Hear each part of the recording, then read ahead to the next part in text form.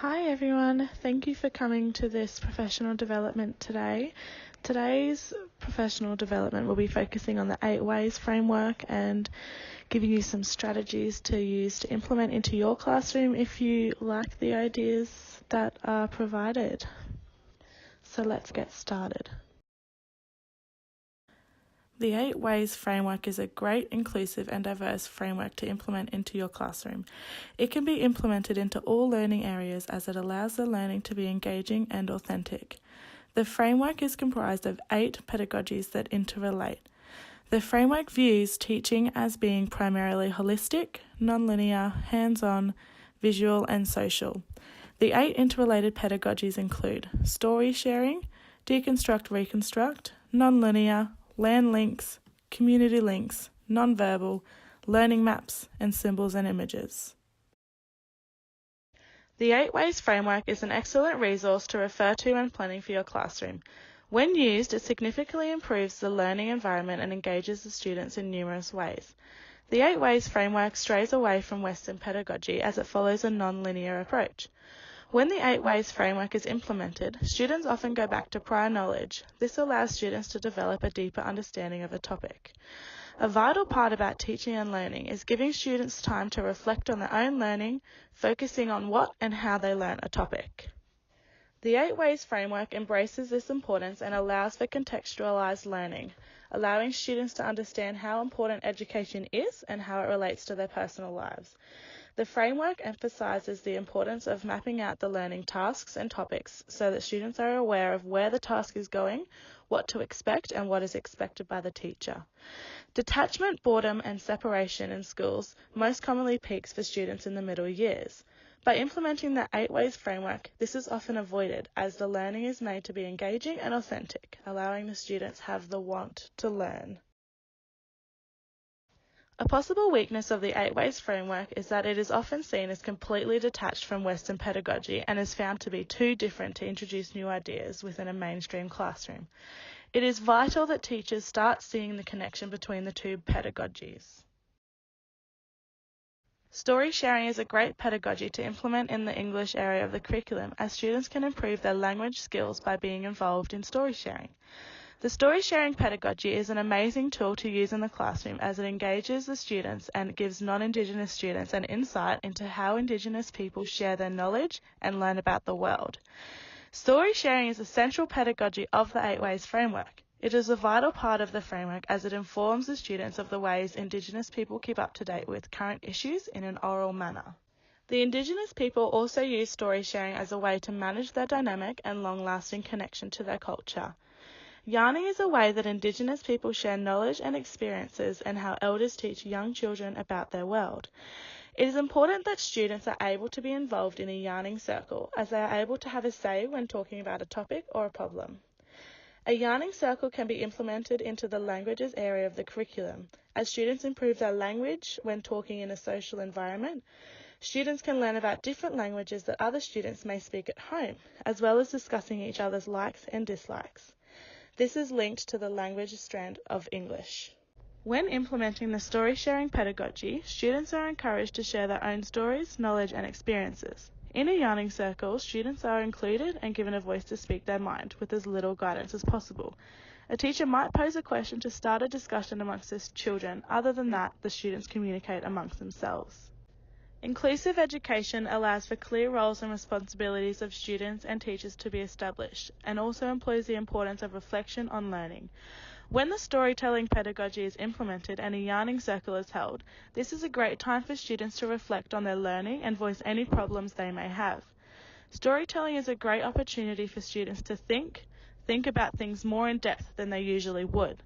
Vygotsky had a very strong argument that when interacting with others, they will gain the ability to think more in depth. Non-verbal or hands-on experiences are vital to engaging education. By allowing students to have time to themselves within practical experiences, students will have the ability to construct their own knowledge and learning.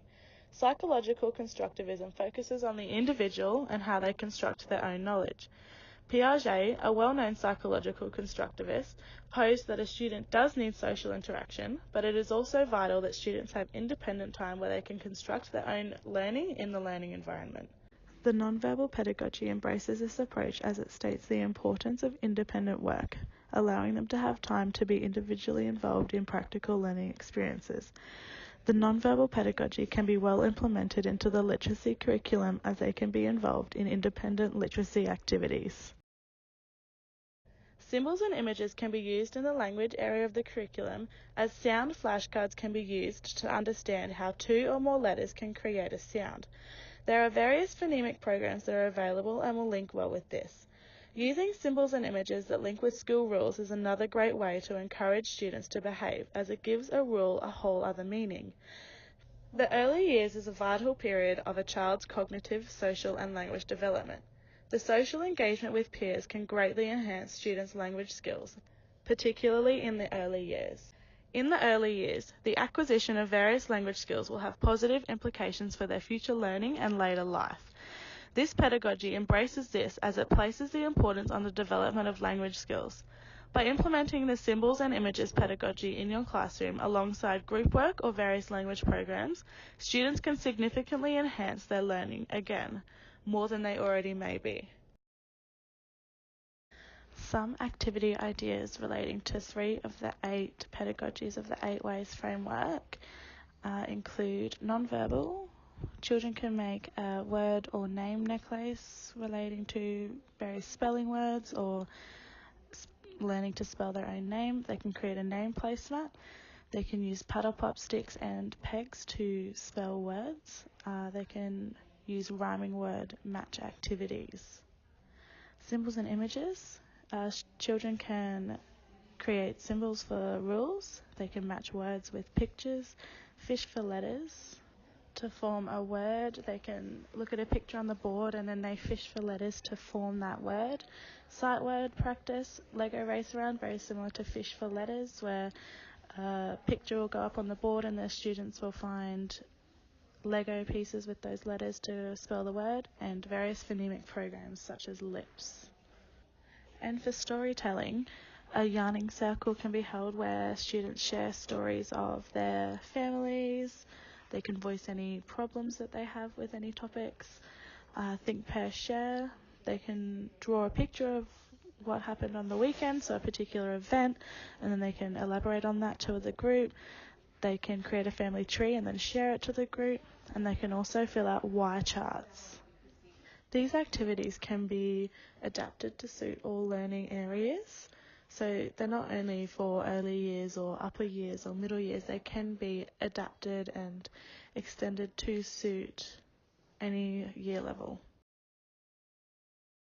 An example of a lesson phase can include the introduction, including storytelling. A possible topic could be family, where the students discuss their family life, and then they can have a discussion about the content of the lesson that they're about to be involved in, so they can do this with a learning map. The middle of the lesson can include paint, stick and clothespin activity for a non-verbal activity, so they can spell family words, linking it to the beginning of the lesson. They can also create a placemat for a chosen family member where they'll use their spelling skills to spell these words. This is also a non-verbal spelling activity. To conclude the lesson, the students can be involved in a match words activity where they match pictures of a possible family member to the word, and they can finally conclude the lesson by completing a why chart where they fill in what the lesson looked like, it sounded like, and what it felt like. So reflecting on their learning, which is another important point of the 8 Ways framework. The 8 Ways framework is a great tool to implement into your class. As I said earlier, it can be integrated into all of the learning areas in many different ways. By also having a constructivist approach when implementing the framework, students' learning will be boosted. Learning by doing is a vital point of constructivism as well as the 8 Ways framework. Students learn by doing within many of the pedagogies within the framework. For example, nonverbal embraces hands-on experiences. Symbols and images use hands-on experiences through flashcards and various learning games. Interacting socially is also an integral part of learning. Story sharing embraces social interaction as a vital part to students' cognitive development. This pedagogy can be implemented through the use of yarning circles, group story sharing, and think, pair, share activities.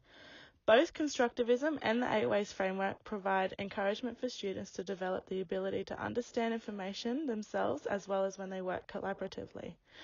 The 8 Ways framework and the humanist approach communicate the importance of the reduction of whole class work activities and encourages teachers to provide students with smaller group work and collaborative strategies, strongly emphasising the importance of the teacher having the role of the helper rather than the instructor.